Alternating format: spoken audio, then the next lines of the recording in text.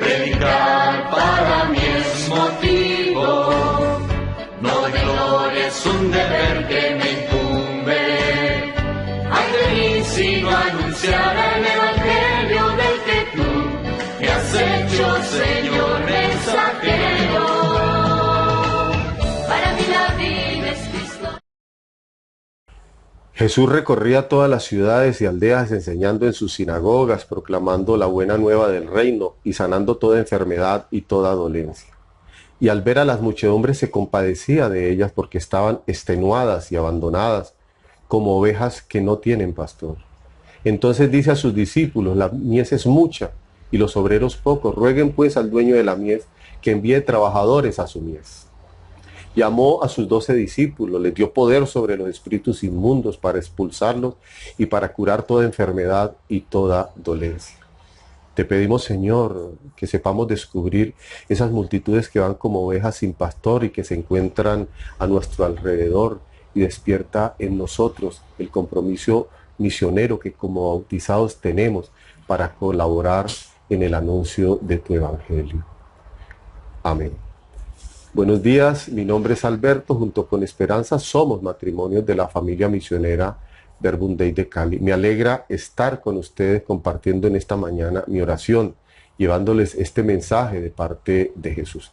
La cita que vamos a orar es la de Mateo 9:35 hasta el capítulo 10, versos 1 y del 5 al 8. Mateo 9:35 hasta el capítulo 10, versículos 1 y del 5 al 8. Para empezar, quiero darles un dato estadístico del año 2019. El mundo tiene 7.700 millones de personas, según señala la ONU. Otro dato no de la ONU es que el 31% de la población mundial es cristiana. ¿Por qué les digo esto? Para que sepan que de los 7.700 millones de personas, 5.300 millones no conocen el evangelio. Es decir, que de cada 4 personas, aproximadamente una conoce a Jesús y las otras 3 no. Estas cifras, para que comprendamos la necesidad que hoy tiene el mundo de conocer el mensaje del Señor y por lo tanto la urgencia de mensajeros que lleven este mensaje a esos 5.300 millones de hermanos, de personas. El evangelio de hoy consta de 2 partes. Un breve resumen de la actividad misionera apostólica de Jesús y el llamado que hace el Señor para que colaboremos con Él en su actividad, en esta tarea misionera. En la primera parte de la actividad misionera de Jesús, Mateo describe muy brevemente los puntos centrales de la actividad misionera de Jesús, que son 2: enseñar y curar, pero dentro de una dinámica tremenda de movimiento y acción. Por eso creo conveniente que nos detengamos y miremos esto de la dinámica de la acción de la actividad misionera de Jesús. Dice el Evangelio que Jesús recorría todas las ciudades y aldeas. El verbo recorrer indica que Jesús está en constante movimiento, en permanente acción, como el título que le he dado a esta pauta: compasión en acción. Jesús no espera que la gente venga a Él, sino que Él mismo va en busca de la gente. Aunque los evangelios solo mencionan 22 ciudades, Flavio Josefo, historiador judío de la época, señala que Galilea la componían 204 poblaciones entre ciudades y poblados.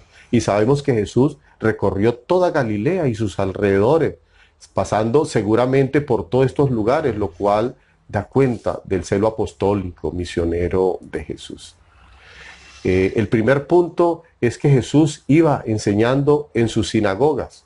¿Cómo enseñaba Jesús? Pues con palabras, con parábolas, con ejemplos sencillos tomados de su contexto.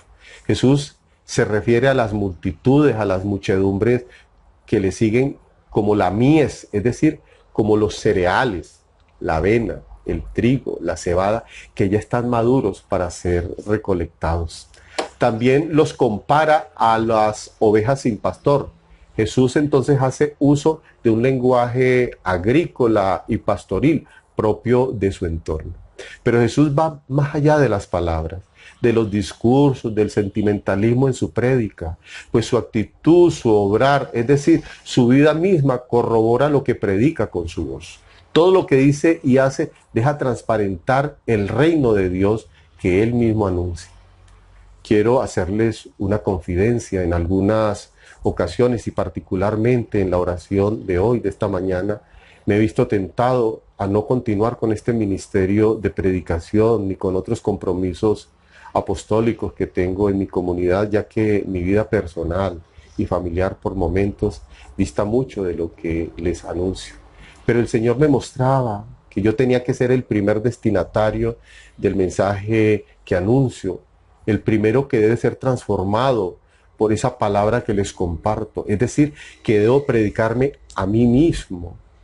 Y es así como yo me veo ubicado al lado de ustedes, escuchando mi propia predicación. No les predico porque me considere mejor que ustedes. Les predico porque estoy necesitado de Dios tanto como ustedes y quizá mucho más.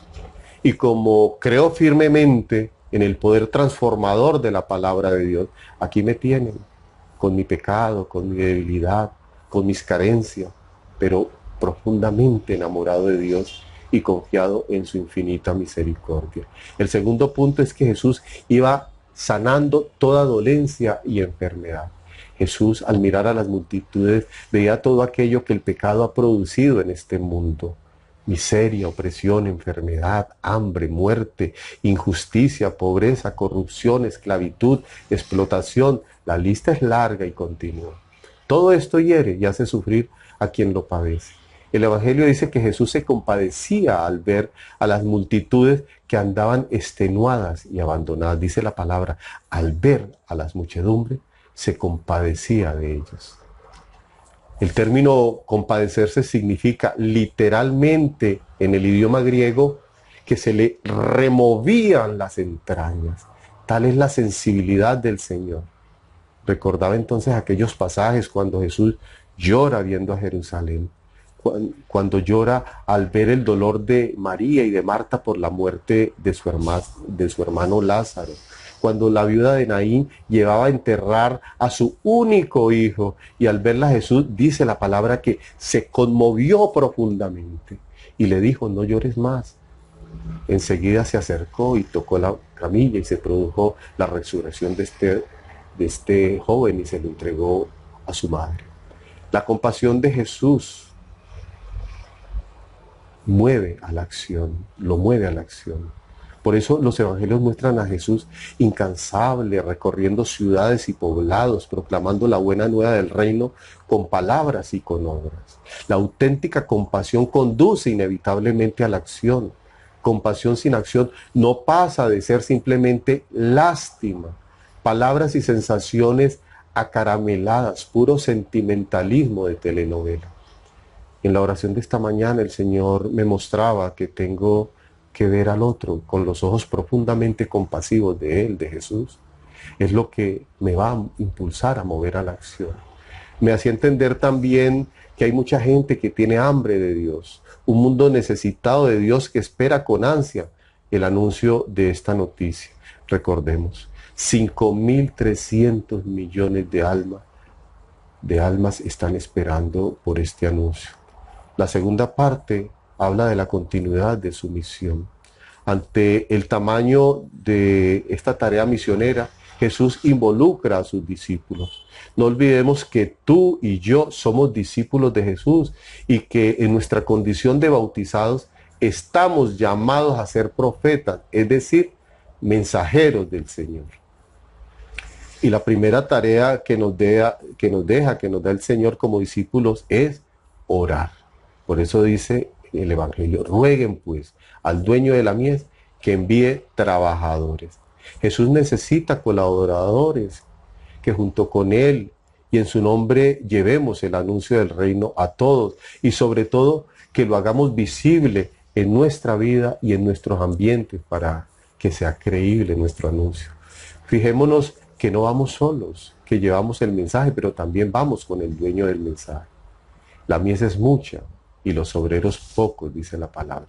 Jesús no quiere que se pierda la mies, la cosecha por falta de manos. Son necesarias muchas manos. Por eso moviliza a los suyos, no solo a los sacerdotes, misioneros y misioneras, religiosos y religiosas, sino también a todo bautizado. Ya sabes, hermano, tú eres uno de esos discípulos que el Señor está llamando desde tu condición particular, hoy en tu oración. A partir de este evangelio, pregúntale a Jesús de qué manera como bautizado puedes involucrarte en la tarea de anunciar y de construir el reino de Dios. Para tu oración te sugiero, separa un lugar y un tiempo diario para tu encuentro con el Señor, evitando las distracciones y tratando de ser fiel a ese lugar y a ese tiempo. Consigue un cuaderno y escribe lo que vas orando. Es muy útil para concentrarnos, pero sobre todo para no olvidar lo que has orado y lo que el Señor nos dice y los compromisos que adquirimos con Él. Dale una lectura rápida a la cita, luego haz una segunda lectura pausada. Fíjate que esas multitudes hoy pueden ser tu familia, tus compañeros de trabajo o estudio, incluso tú mismo que tienes multitud de heridas y dolencias. Tú no estás solo con tus heridas y dolencias, y quienes están a tu alrededor tampoco. Jesús te mira, ve tu realidad y sin importar cuán oscura y escabrosa sea, siente compasión por ti. Jesús no se queda compadeciéndote, sino que, como dice el Salmo de hoy, está dispuesto a sanar tu corazón destrozado, vendar tus heridas. Por último, después de sanarte, quiere que lo acompañes a sanar corazones y a vendar heridas de tanta gente que lo necesita. Deseo que saques mucho fruto en tu oración de hoy. Te invito, si aún no lo has hecho, a que responda a una pequeña encuesta que se encuentra al dar clic en la etiqueta que aparece en este video o en la descripción aquí abajo. Será muy útil para el mejoramiento de este ministerio. Te deseo un feliz y bendecido día.